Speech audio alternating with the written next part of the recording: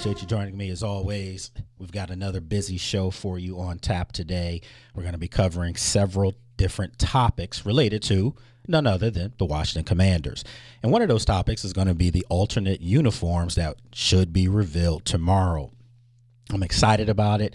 I think it's a great opportunity for the program, for the team to literally, pay homage to the past and link to the present. And I think that's what you're going to see in their uniform reveal. The big question is this, a test run for this uniform? Because I think they get a chance to wear it 4 times this year. But will they incorporate that into their full-time uniform for next year? So we're going to find that out. That's going to be really interesting to see. Today, I'm also going to break down for you literally the position grades for each position group going into training camp. So we're going to talk about that a little bit later on. I'm going to bring on my good friend and one of the top executives here at Radio 1, Mr. Sheldon Chandler, is going to join me, to get his take on the Commanders football team. Look, if you want to call in today, because we're going to keep these phone lines open pretty much all day for you. If you want to call in, you can easily do so at 1-800-450-7676. Once again, 1-800-450-7676. We're going to keep those lines open so you can ask me anything that you want to ask. If you want to subscribe to this show, you can do so easily. All you have to do is look up the Lake Lewis Jr. Show on any of the major podcast carriers out there. Naturally, you can listen live to this program. And I did put something on my social media, so if you want to click in to that, you can. And then, as always, this show is brought to you by the good folks over at Crossover Meats.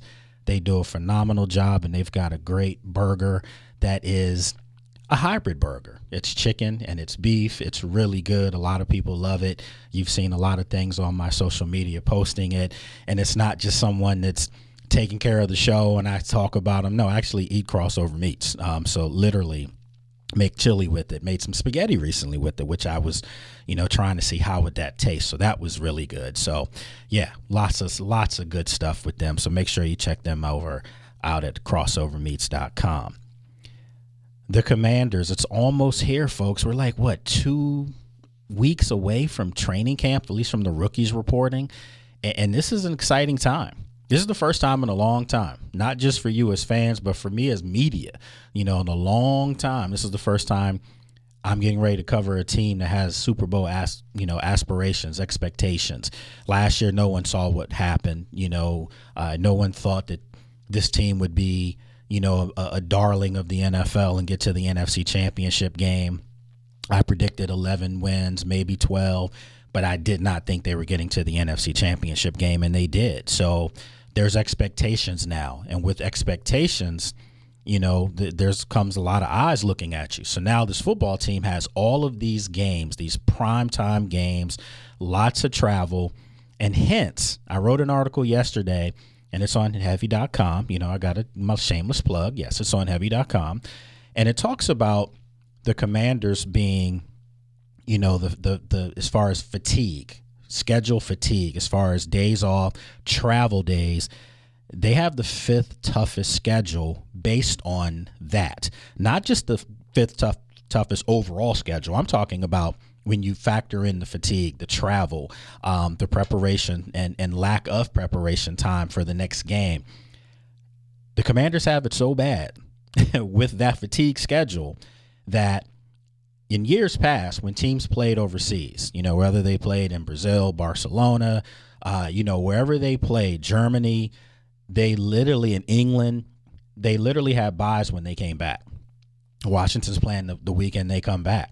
So you have to attribute and take into factor jet lag, when you're on a plane for that long. You have to attribute and take into factor, a different time zone. Your body has to get adjusted to that when you come back. Well, now they're not going to have an opportunity to do any of that. They're going to have to get right back at it and play. Their bye isn't until later in the season.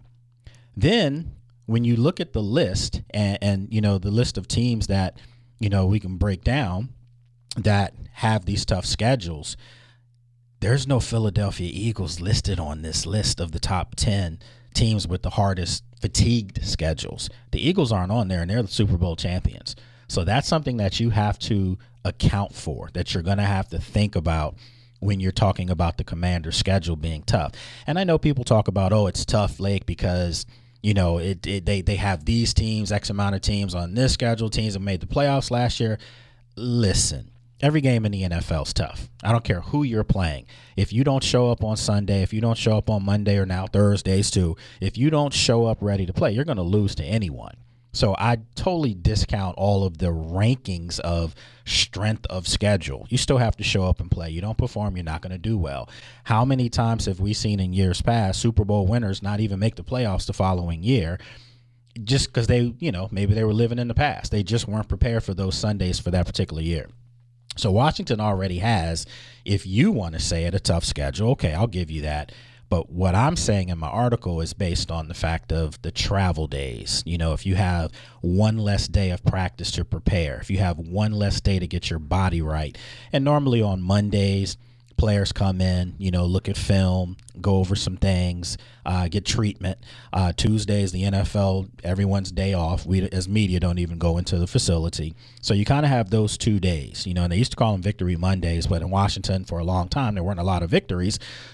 So you sometimes showed up on Mondays. Well, obviously last year a lot of things changed, and it felt like a normal setting from what I was told by colleagues around the NFL.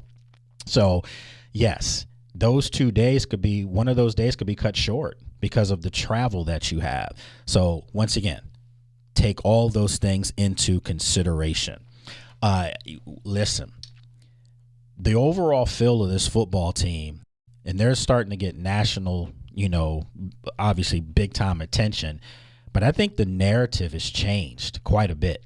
The narrative for the Washington Commanders is, look, this is a good football team. This is a good ownership group, good outfit, good coaching staff, great young GM, but more importantly, a team with a franchise quarterback. And I don't know how many times we've said this on this show, and I'm sure anything else you watch or listen, you probably have heard the same thing about how great Jaden Daniels is.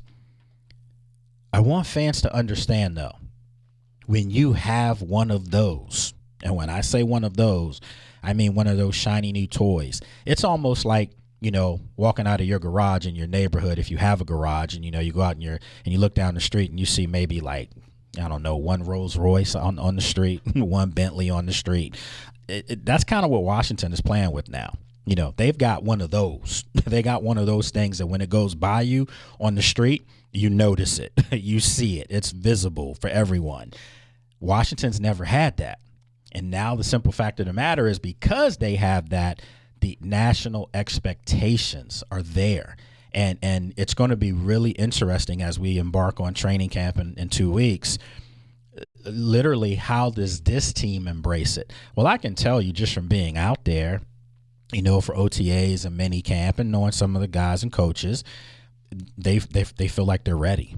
They feel like they're ready to even take another step and not just be a surprise team that was good, that won games at the end of games. I think a lot of these guys feel like they're not going to even have games that are going to be that close, because I know that they feel like on the offensive side of the ball especially, Deebo Samuel's flat out said it.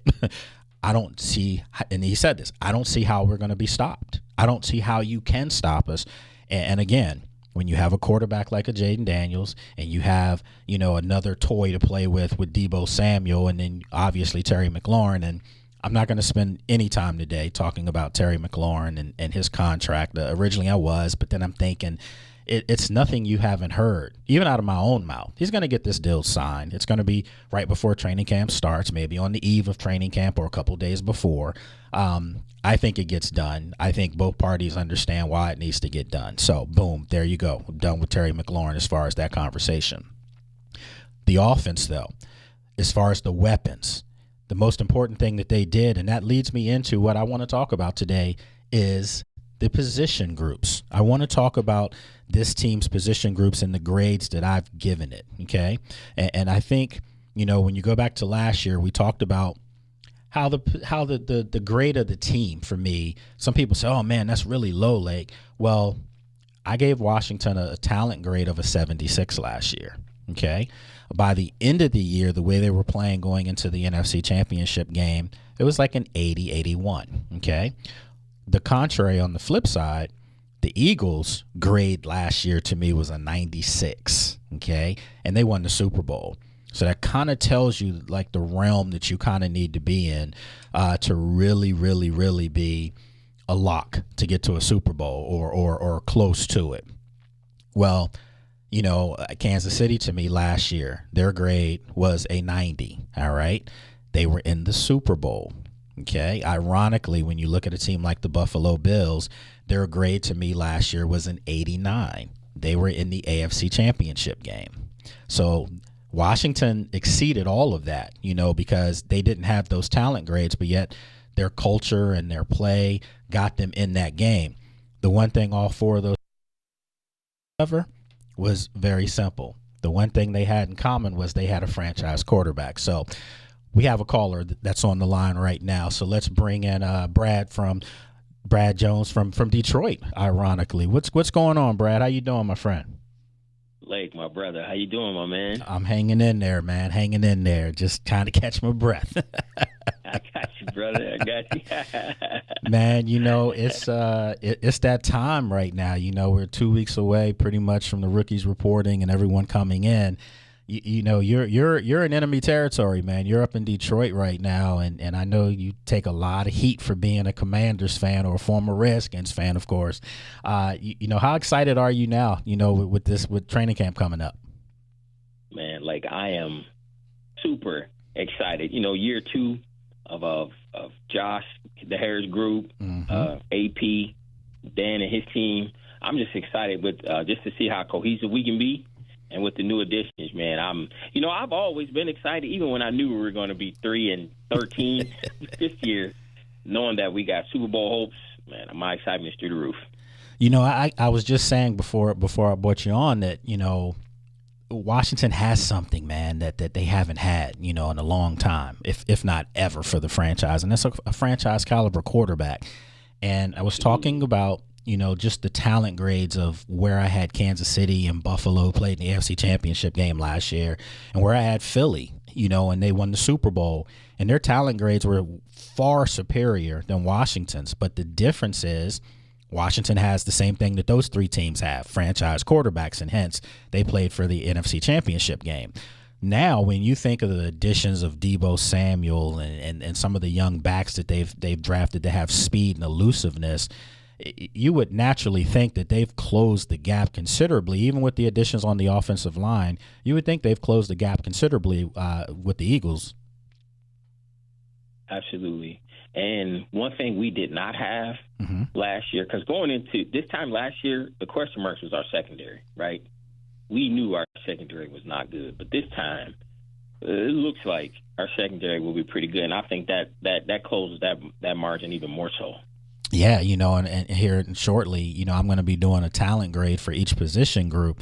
And I can tell you right now, the two position groups that are really up there were at the bottom going into last year, you know, and that was the secondary and that was the offensive line. And now if you look at the additions that they've made, especially on the offensive line with Laramie Tunsil, 4-time Pro Bowler, now at left tackle, you can move Brandon Coleman in, who probably is suited to be a guard because that's where he dominated in college at TCU. And then, of course, they drafted Josh Connolly Jr. from Oregon to man the right tackle position.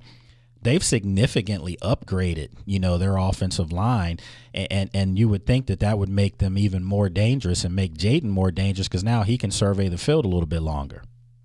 Absolutely. And if need be, he can take off. You know, those eyes are always going to be on him. Those back and those linebackers and those cornerbacks, they're going to be watching Jaden too, man. So I'm so excited, Lake, and I'll represent my Washington stuff everywhere I go here in Detroit, everywhere. I mean, do you feel like you putting yourself in harm's way at all? I mean, like, seriously. I don't care. You know how long we've been down, man? I do not care. And I'm the enemy right now because to some Detroit fans, we were the reason they didn't get to the Super Bowl, so I love it. I love it all the way. Yeah, I remember, you know, when we were talking about it and you kept saying, Lake, do you think they have a chance? And I'm like, what did I tell you, Brad? I told you they're going to beat them. I got a feeling they're going to go up in Detroit and win. I didn't know they were going to beat them down, but and that probably added a little bit more venom in your neighborhood towards you. Oh, man, I got flags up all around my house and everything, man. And one thing I said that because the Detroit crowd, Ford Field is bananas, and I didn't know how Jaden was going to handle that, and he was cool as a block of ice, man. He handled it perfectly. So you did call it. You called it, and you even called the winning season last year. So hey, I'm gonna listen to you moving forward, brother. So I appreciate that. Appreciate that love. I'm not gonna sit here and pat myself on the back, but listen, I try to call it like I see it, and I've been saying this is a Super Bowl team this year. This is a team that I would not be shocked if they're in the Super Bowl. I truly believe that. And, I think most fans out there, most supporters of the Burgundy and Gold absolutely feel that way. So I did want to get your take real quick before we wrap this part up, Brad, is that, the uniform, alternate uniform unveil is tomorrow, the reveal of that. Is there anything specifically you're looking for with that alternate uniform? I'm not, as excited as some with the uniform because – if we're losing, what does it matter what the uniforms look like to Good me, point. right? But if I had to say, I kind of like to go back to that old Redskins colors. I know that the name is not coming back, and we don't know if the logo is. But those old Redskins uniforms, we kind of go back there. I'll be fine with that. But I'm not one of the people who bring back the old uniforms and things like that, because as long as we win, it doesn't matter to me. Yeah, man, sentiments that I've been sharing for the last 2 years since all this stuff really kicked in. And I'm like, listen, they could be called the Washington Cupcakes. And the bottom line is, they literally would have cupcake jerseys all over the city if they're winning.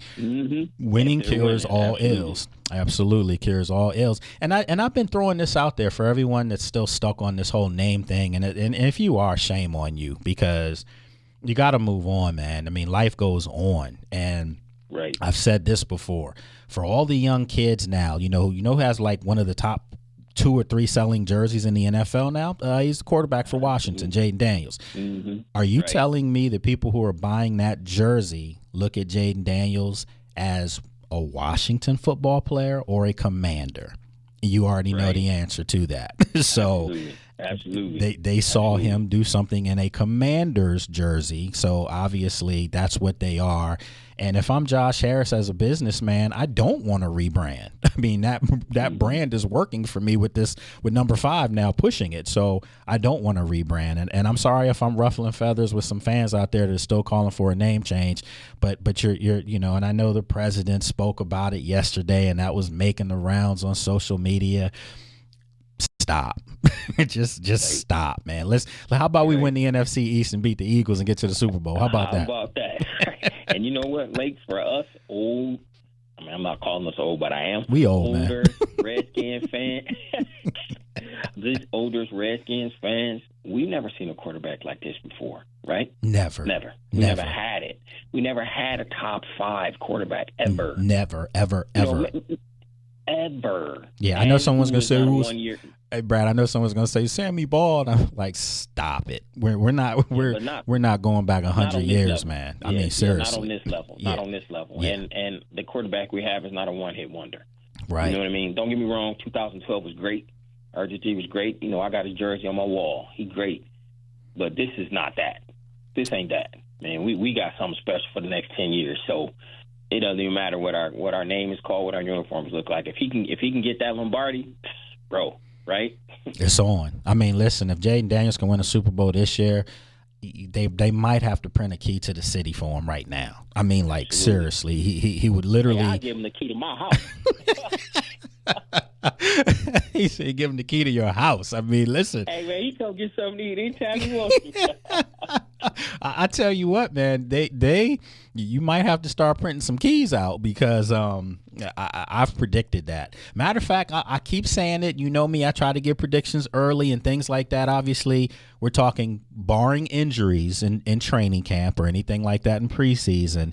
But if you ask me right now today what I feel like the Super Bowl is going to be, I'm telling you, I think we're getting ready to have a Beltway Super Bowl. I think it could be Washington and the Ravens. And, man, that would be phenomenal for the region. It would be. And it's realistic. So you know how, Brad, sometimes you go back and you look at a game and you say to yourself, man, this was fireworks and it was real. I go back to when we played, and I say we because obviously I covered a team, and I was at the game in Baltimore last year. I remember saying to myself, remember Washington came into that game 4-1, and people were like, they hadn't played anybody. They're going to find out really how good they aren't. That's what naysayers were saying. Right. They go into Baltimore, and it was a one-possession game late in the game, and they went toe-to-toe with Baltimore. I think Baltimore clearly proved that day they were the better team, but not by much. And one thing that we saw Jaden. Go ahead. Yep. I'm sorry, Lake, not to cut you off, but what hurt us that game, and I remember biting my fingernails watching that game. Zay Flowers killed us. Absolutely, right? Killed them. Absolutely. We didn't have no corners, man. Yep. Now we got that. Yep. Right? Physical corners, too.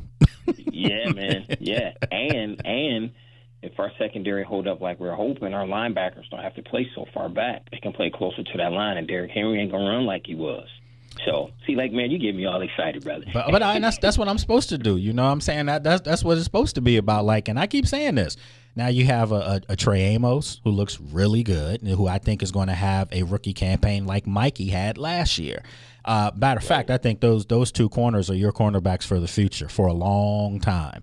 But then, of course, you still have Marshawn right now, and you have Jonathan Jones, a really good corner.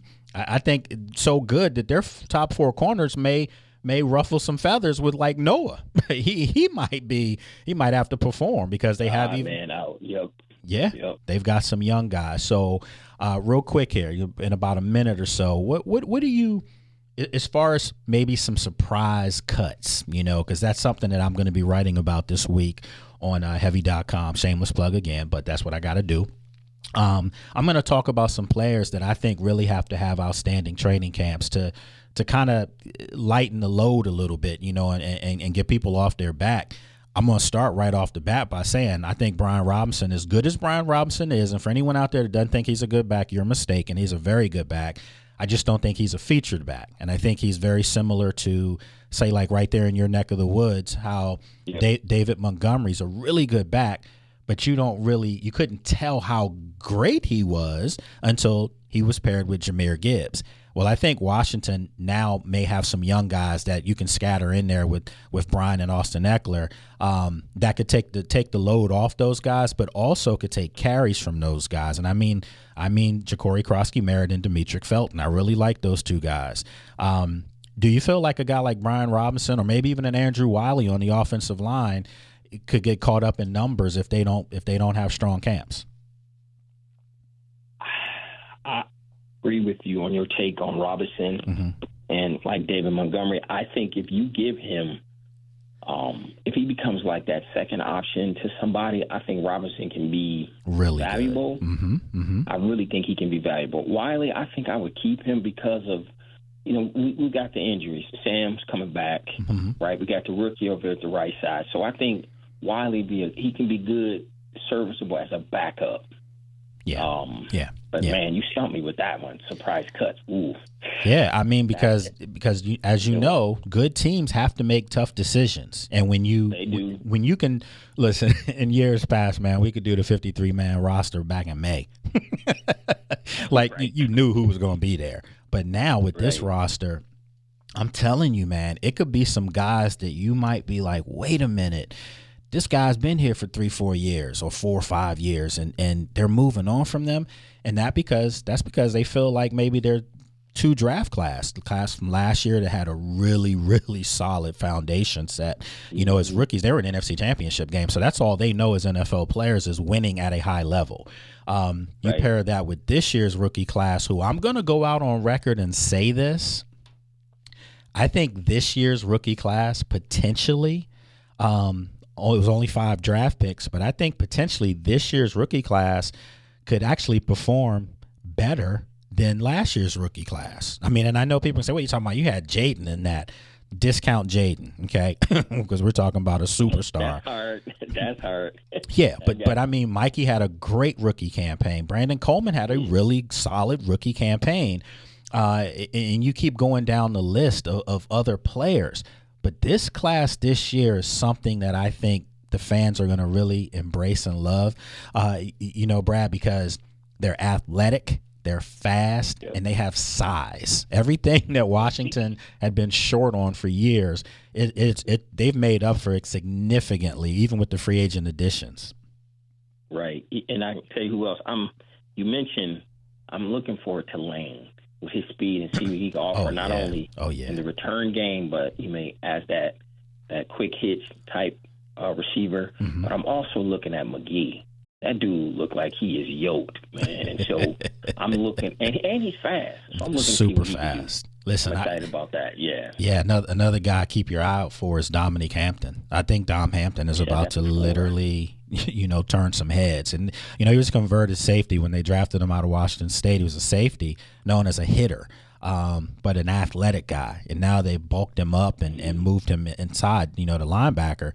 I just think that their linebacking core now, and don't forget about the young kid, Medrano. I know, kind of thin, but he's a true athlete, probably their fastest linebacker out of all of them. So you already know, in a Dan Quinn, Joe Witt defense, they're going to find ways to utilize all these guys' skill sets. They've always said they're not going to play you and put you in positions to do things that you're not capable of doing. They want you to play fast and play with your ears pinned back so you can do what you're capable of doing. So I'm really excited about all of this, man. But, Brad, I appreciate you calling in from Detroit because it's a little early out there. It's an hour back from us over here on the East Coast. So appreciate you, man. And we're almost there. And, you're going to have to get the Teflon and all that good stuff really amped up because those Lions fans, they want payback bad.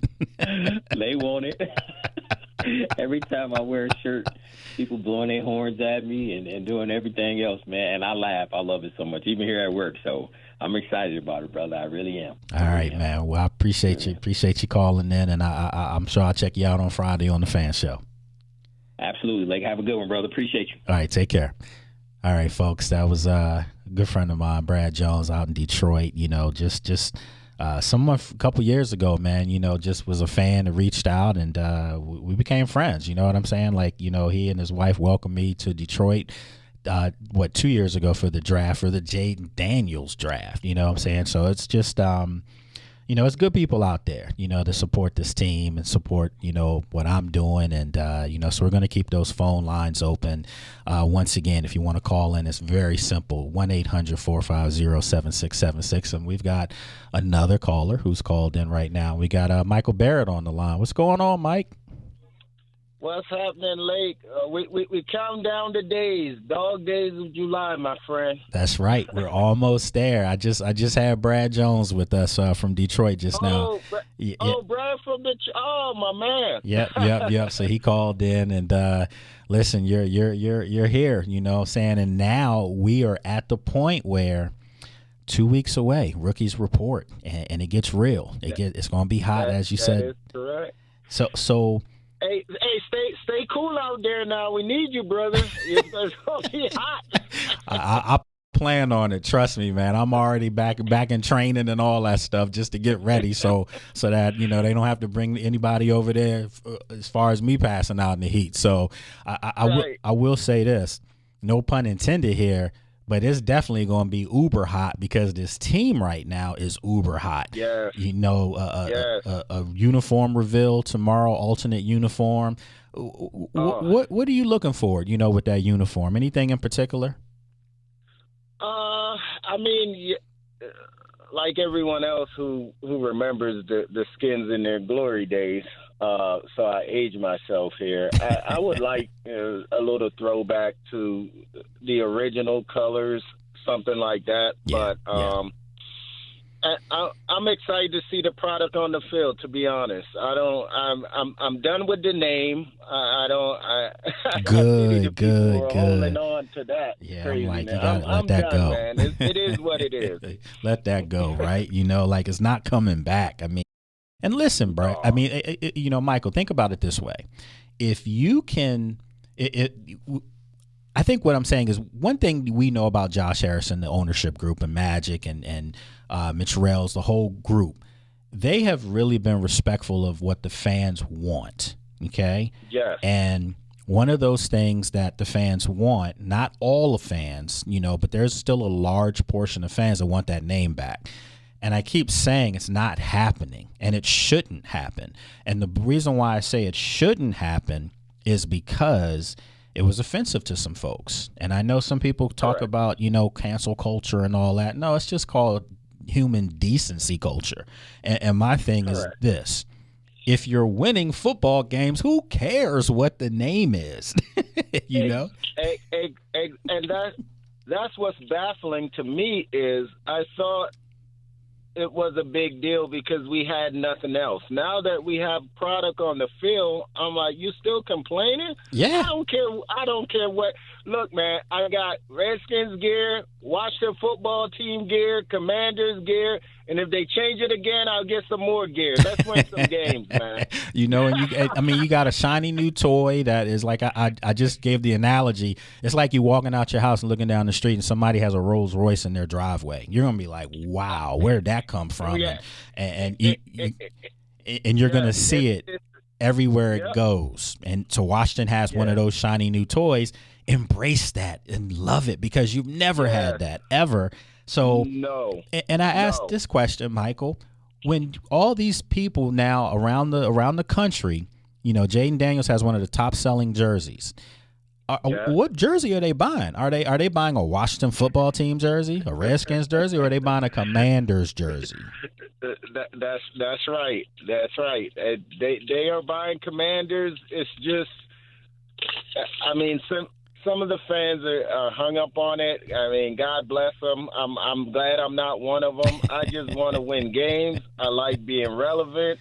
I'm still not totally used to it now. It's been so long since our quarterback's been something that we've gotten some good news that's not about all the nonsense, harassment, all the stories. I feel for you that you had to cover and deal with for all these years. We're talking about football, man. Football, X's and O's, X's and O's. Team that's talking about football, and it was football all year long last year for the first time in a long time. Football. Yeah, and I'm about to embark on covering a Super Bowl contender, and I've never done that in this town. So, a realistic Super Bowl contender, and for me, that it matters. It matters because, like you said, I can come up with meaningful stories. I always thought my stories were meaningful, but now people aren't going to want to click on the things that are out there that are negative, that others put out, not me, but some others put out. And that stuff was top billing. They were always winning and getting the love and getting the clicks and all that because the stuff was negative and people clicked on that. There's no more of that. If the worst thing we can talk about right now is, Terry McLaurin not having his extension, which is going to happen, something's going right in Washington, if that's the case. You're absolutely right. It's still, I want to get it done, but it's still a football story. I woke up this morning with an epiphany. I may be far off. I'm thinking Terry's going to wear that jersey tomorrow, and they're going to announce that extension, bro. You know what? I wouldn't put it past anybody at this point. It would be a lot of people being able to shut up finally because I'm asked that question. They could move on to the next. Yep, I'm asked that question all the time. I'm asked the question all the time, is Debo fat? Because that's what I'm seeing. And I'm like, I don't know how that story got out because I'm standing right there next to him on the field, and he looked yoked to me. Like he looked like he was just a big, thick dude. He's an abnormally big guy to be playing wide receiver. He looks more like a fullback playing wide out. But that's his God-given physique, and I think people need to cut that out because they were saying the same thing when he got drafted. I remember this. When he got drafted out of the SEC, when he got drafted out of Ole Miss, South Carolina, people were saying, that he's going to have to play running back in the NFL because he's too big. And okay, we've seen him torment defenses for years, and Washington and Adam Peters is banking on the fact that he's going to do that again this year. So he's not fat, folks. People need to stop that nonsense. No, I didn't see it. I mean, you've seen him in person, been close to him, but I didn't see it. And even if he was carrying that speed, look, are you able to run fast and make people miss? Then I don't care about your body fat, to be honest, man. I mean, listen, man, we've seen some big people over the years be able to play with that girth, and absolutely. You know, I remember Ironhead Hayward was running the football. Nobody wanted to come up and tackle that dude because they knew what was coming. Oh yeah. So was he in New Orleans at some point? Absolutely, he sure was. Dude. Yep. Oh man. So yeah, Cliff is a happy. Oh man, he's got a shiny new toy. I can't wait to see what he does with and it's a contract year if I'm not mistaken. Yes, so you know he's gonna ball out. He's gonna have extra motivation. You know, before right now, folks, talking with Michael Barrett, and you're listening to the Lake Lewis Jr. Show here on WOL, brought to you by Crossover Meats. You can check out Crossover Meats at crossovermeats.com. They do a great job making a hybrid burger that is healthy. It's great. It tastes good. So make sure you check them out. So Michael, you know, with 2 weeks left, everyone's getting excited. They're getting ramped up, and you know, we talk about depth on this football team and all the things that, you know, they've done to reassure fans that they're trying to win a Super Bowl. You know, so there's competition and depth across the board, but with depth comes surprise cuts, comes veterans that you're maybe used to name-wise maybe having to be moved because some younger guys may be better value for this team, especially with salary cap implications and things like that. Are there any guys that you think could be guys that could be surprise cuts? You know, not to put you on the spot quickly like that, but, you know, I'll give you a couple names and maybe you can say yay or nay. Brian Robinson, running back. Is he a guy that you could see them move on from, or he's still too valuable for this football team?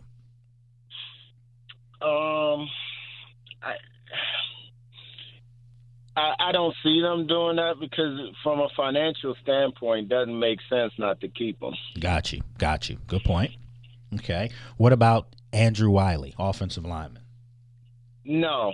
I would be shocked. You need depth on D-line and O-line, and he's proven he could come in and play. So Wiley's not going anywhere. I cannot see them cutting the depth on the D-line or the O-line. That would be crazy to me. Okay, what about a guy like Jeremy Reeves, who's a household name, great dude, locker room guy, captain, special teams Pro Bowler? But they do have Nick Bellore, who's a special teams Pro Bowler as well. And they have a lot of young guys at that safety spot where Jeremy Reeves plays. Nope, All-Pro Revo's not going anywhere either. Good I stuff. mean, they just gave that dude a couple years extension, if I'm not mistaken. So he's not going anywhere. I mean, we got a plethora of wide receivers. They can't sign 6 or 7 of them. So with a guy like Michael Gallup, maybe Michael Gallup, yeah, you think he could be in trouble? Yeah. Yep. He's in. I cannot see Gallup and Noah Brown on squad. So the only way I could see Gallup making it is if Noah is seriously hurt, and there have been mums on how bad that is. You may have some intel, but I don't know how bad it is. Really. Yeah, well, I can't say much, but I can just say it's going to open some doors for people. So they better perform to make the roster. So look, Absolutely. Michael, my friend, I greatly appreciate you calling in as always, and I'm sure I'm going to see you on the fan show on Friday, right? Yes, sir. I'll be. I missed the 4th. I was at a barbecue. Hot. It was hot out there, brother. So I know what you're going to be facing later this month. Oh, Lord. Don't remind me. Hey, I think my trip to Tulum, a couple weeks ago kind of prepared me because it was, when I say it was hot, it was, as they said down there, caliente. And it was like the devil was chilling on my shoulder the whole time. and no shade. So, and I sport the same haircut you sport, so it's really, we need to wear our hats when we out there, brother. Are we sporting a haircut, or is it that we're sporting because we can't grow hair? Is that what I'm gonna go the haircut route. I like that. I like that. Yeah, I get a haircut to cut it bald. You know what I mean? So yeah, I appreciate that. But see, the crazy thing is now that I look back on my pictures from 10, 15 years ago, and my daughter sees it, she says, "Oh, you look funny with hair." She's so used to this now. It's the new me, man. I've been told the same thing, man. Like, man, you don't look like the same person. I'm like, 'cause I wasn't the same person. So yeah, but I appreciate it. But look, my friend, I gotta move on here. But I appreciate you calling in. More than welcome to do this at any time, and I'll see you on Friday. All right. Yes, sir. Keep up the good work, man. Appreciate you, brother. Thank you. Thank you so much. All right. All right. So now we look, the phone lines were lit up. We've got some more callers in here. We've got another caller. We have Ellison on the line, another supporter. What's going on, Ellison? How you doing? What's good, Lake? How you feeling, man? I'm hanging in there, man. 2 weeks away, and everyone is calling in. Your boy Brad called in. Mike Barrett just called in. The crew. So, yep. Shout out to them. Yep. So, sure. Listen, with these 2 weeks coming up here, the excitement, we've talked about it. A Super Bowl contender, a real team. A team that has a franchise caliber quarterback. Are you still trying to tailor the excitement, or as every day approaches, and then with this new uniform reveal tomorrow, how do you contain your excitement right now? I'm just that person, man. I tip my expectations with everything. Nice. You know what I mean? I got like a lot of people out there. I got a wife and 2 kids, so they keep me humble all the time, for sure. So I don't get too hyped or too excited about anything, man. I look forward to what's building, based on what happened last year. This is different from the years, we came up in as far as watching this team during the Snyder years and stuff like that, man. So I'm just excited inside, but I don't outwardly present that to everybody else. But I am excited. So I do got to put you out there now, though, since you said that. For sure. So are you telling me that this year, if they get to the Super Bowl and they, hours before the Super Bowl starts and Washington's in it, are you going to be excited, or are you still going to kind of be tempered, with everything? Oh, inside I'm gonna be ecstatic. When you talk to me person to person, face to face, you won't know what's going on. But inside, oh yeah, I can't contain myself for sure. If that does happen, I'll be on cloud 9. I'll be on cloud 9. See, that's why we get along, because it's that cool, calm collective, and everyone says to me all the time. I've even had somebody in my house say, "Does that not matter to you?" Like, of course it does, but I just don't externally show everything. That's just I don't know. That's how we are as men sometimes. But so now, when you think about this football team, and I asked the other gentleman the same question. Depth is here. They have depth at all key positions. And today I was going to break down my grades, and I'll do that a little bit later on, but, for each position group. But I have to ask you this, do you feel like there's some guys that may be, surprise cuts, or maybe some guys that really have to bring their A game in training camp? I'm talking about veterans that could be in trouble if they don't. Yeah, and I brought this up to you a couple weeks ago on the show, man, and again, appreciate you having me on. What's my running back? Brian Robinson. Oh my God! No, not Robinson. Eckler.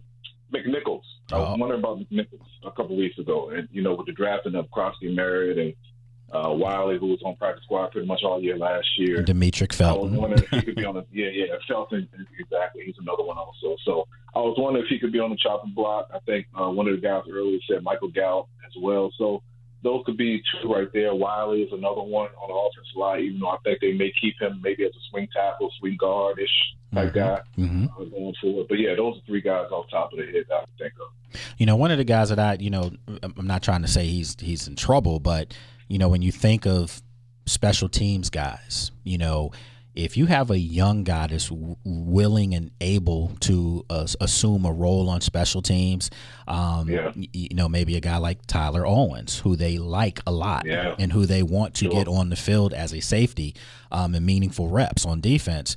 If he has a strong camp, could a guy like maybe Revo, Jeremy Reeves, could he be in trouble? Yeah, true. Another one that comes to mind is Percy Bowler. I just thought about him. He could be another one that could be on the block as well, on the cutting block, chopping board, down the line. But we'll see. Let things play out, see what happens. But But that's good competition. You want that. Good franchises have that. They cut good players, and you never know. Some of these guys may be back later on during the year if they're not brought in by another team. So it's a good thing to have. You know what I mean? Yeah, and the thing is now with the practice squad being expanded to the number that it is now. Remember back in the day it was like 6 players, 7 players, and now it's upwards of like 15, 16. I mean, you're fielding half of a starting roster on your practice squad, and absolutely. and guys are constantly eligible for it. I mean, you could be an old vet, and still be eligible to be put on the practice squad. So a guy like McNichols or a guy like Chris Rodriguez is another guy that could be caught up in a numbers thing. These are guys that are good football players that had played meaningful minutes for this team. And it's not saying that the team doesn't feel like they're good enough, but it may be one of those things where I think the good teams nowadays, Ellison, what they do is they stash guys on the practice squad who they have plans for playing in specific games during the regular season, and that's how they do it. Once you bring them up, though, they've got to stay on the active roster. Stay on the active roster, at least for that week. So I do think that you're going to see a lot of maneuvering like that with Washington because, let's face it, they're a good football team now, and they've got a lot of quality players on their team that the last thing you also don't want to do, and this is the little nuances that some fans don't really think about, some teams will sign your player off their practice squad the week they're getting ready to play you. And we all know what that's all about, to get some intel. Absolutely, 100%. Yeah, absolutely. That's good work. That's strategy. That's strategic for sure. So I don't mind it. It's a game. Absolutely. It's a mind game and a physical game at the same time. So. Yeah, if you ever see an Eagle, the Eagles sign a player from Washington, which they did with Jahan. Remember when he was? They did, and Jahan, I don't know if he gave him any intel because offensively, Washington's offense was moving the ball on that vaunted Eagles defense in all of the games they played. Frankly, but that's the nature of it. So, for sure. What is it that you are looking for this year with this team? We got about 2 minutes before we have to wrap this part up. But Ellison, my friend, what are you looking for from this team this year? Progress based upon what we did last year. We got 12 wins last year, regular season wise. I would like to stay within 12 wins, maybe add another 1 or 2 to that. Mm-hmm. The road is tougher again this year, with a harder schedule just based off last year. But you never know what this year brings. But just progress. You don't want to see any backwards slide from anybody, even though that may happen. But just continuing to see the progress in the front office, on the field, coaching-wise, just all around. That's what I would say. Yeah. And those are all great points, and I think most fans feel that way. And, it's here. It's here. It's almost like, you just remember the way the season ended in Philadelphia. And I think for a lot of the players, not that I think they always told this by a lot of the players, they're ready to get back at it, man. They're ready to test their hand again and see how far this thing can go. And I think all of them know as long as number 5 is under center and healthy, they got opportunities and the chances, and they're going to try to capitalize on that. So, Ellison, my friend, appreciate you calling in, man. You can do this anytime, and I'm sure I'm going to see you on Friday on the Fan Show. Absolutely, man. Again, appreciate you having me on the show today and on Friday, man. All right, appreciate you. All right, folks. That was Ellison, man. These are all supporters of mine, and like I told them, they can call in anytime, and they do. This is what we do. What I wanted to do, and I think we still have enough time for me to kind of get this in, is that, I want to do some position grades for this football team heading into training camp. So these are pre-training camp position grades based on the depth that they have at each position, based on the expectations of that position, and more importantly, the talent that they have at those positions now. And obviously, we're going to start at the quarterback spot. We're going to start in most important position in all of sports to me. And I've said this before, and I'm a former point guard in school, so, for basketball. But I still say quarterback is the most important position in all of sports. If you have a really good one, your franchise is, bound to do great things, great feats. They're not limited at all. If you don't have a really good one, you can see how franchises have struggled for years because they've never found that magic potion at the quarterback spot. So for the Washington Commanders, clearly they found it, and you need some luck in it as well. And they got lucky in their drafting of Jaden Daniels.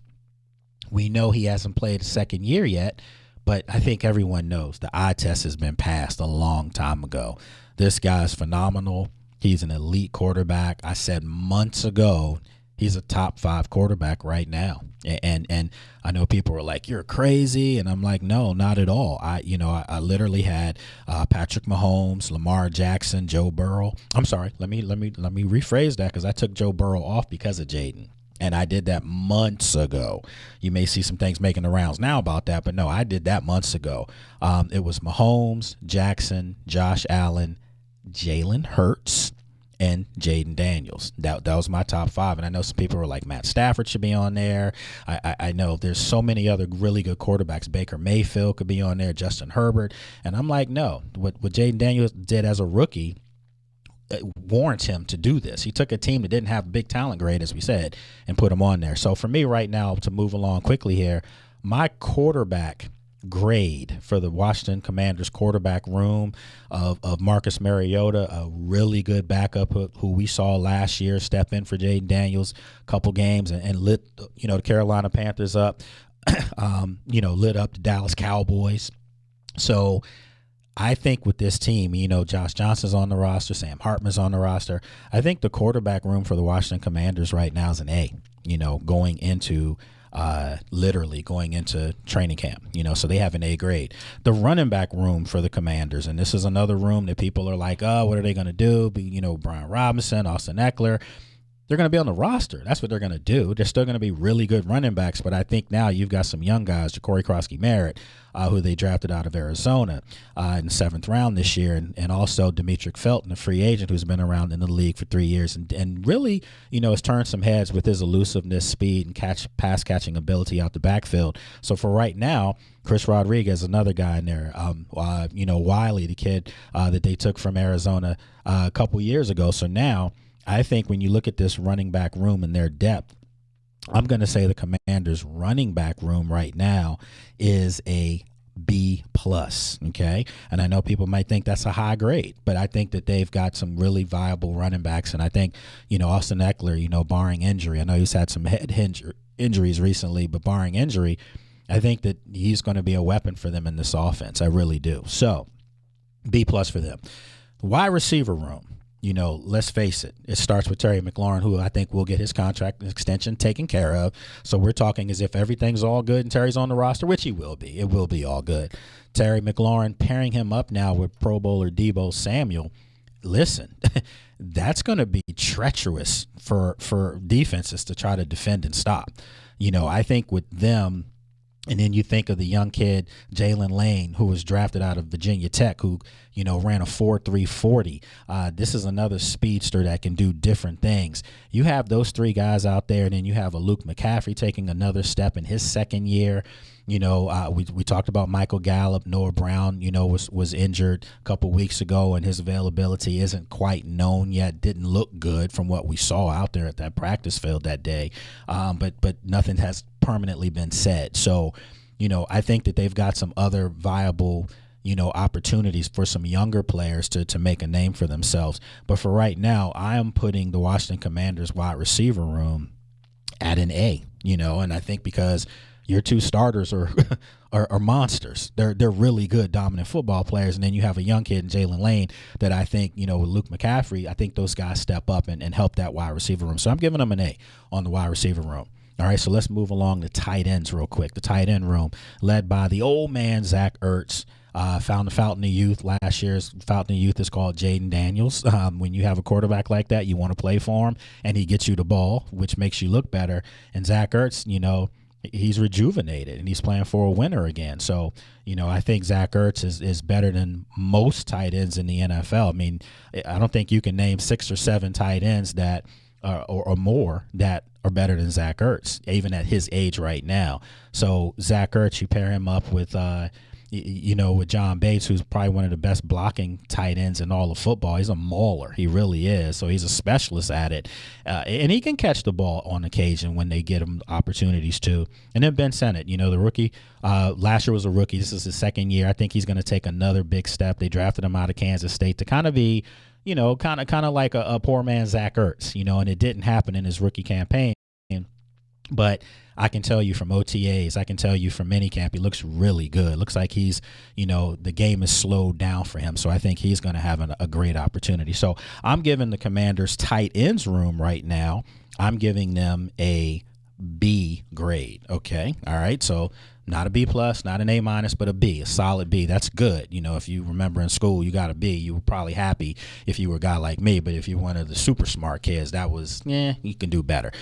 They can do better in the tight end room. They can, and I think that they will. So moving on to the offensive line here real quick, because we got to speed this up a little bit here. So offensive line, without a true breakdown of every player, let's just say it starts with Laramie Tunsil, who they traded for from the Houston Texans. He's a 4-time Pro Bowler, who's going to man the left tackle position, the most important position for a right-handed quarterback.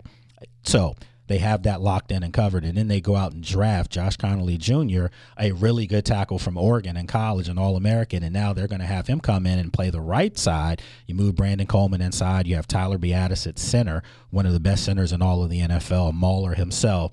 And then the question is going to be who's going to fill in for Sam Cosmi at right guard right now.